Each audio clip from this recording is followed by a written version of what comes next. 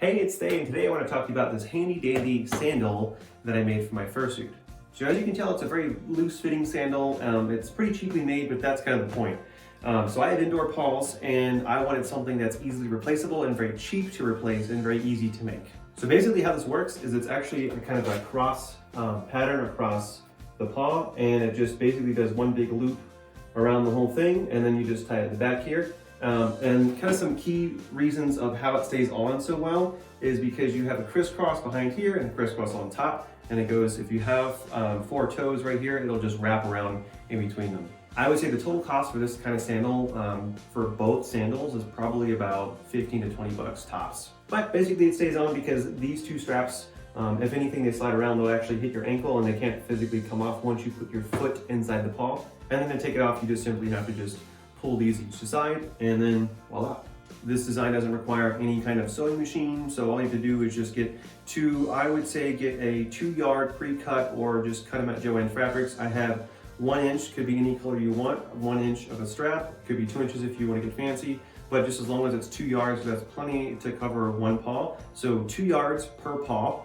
And this rug I just found at Home Depot for like $9.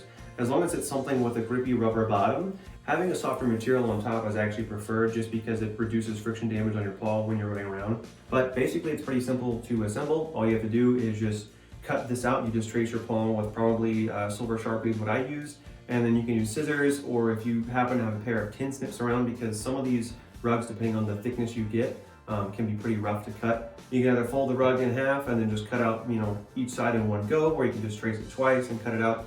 Technically, you can make 4 sandals with 1 rug, so if you wanted a backup pair, that's an idea. And then you're just going to stab 4 holes about kind of here, and here on the bottom. Make sure you have about 1 inch from the edge, just to make sure it doesn't tear away and just ruin your sandal. And then from there, you just take your strap and make it even. Just pull it out to about an even length each.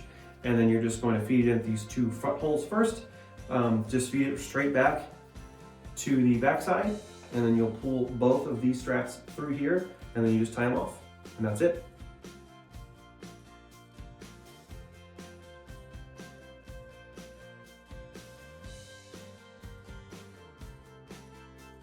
But basically, you just have to line it up with the 2 toes you have on the outside, and then once it's about around the back, you just kind of flip this one over, and then the other one over top of that one, and then just kind of adjust it as needed to make sure it's nice and tight. Make sure the back ankle back here has a nice little crisscross to keep it from sliding out the back of the sandal.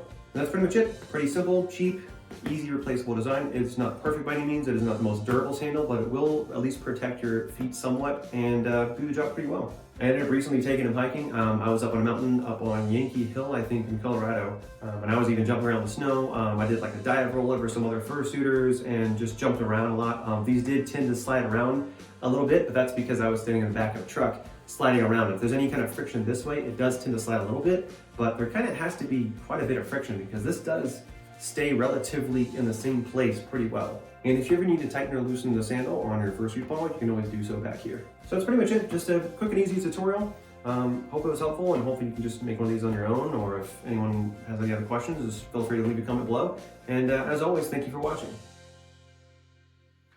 A 1, a 2, a 1, 2, 3. Yeah, okay, that's all I got.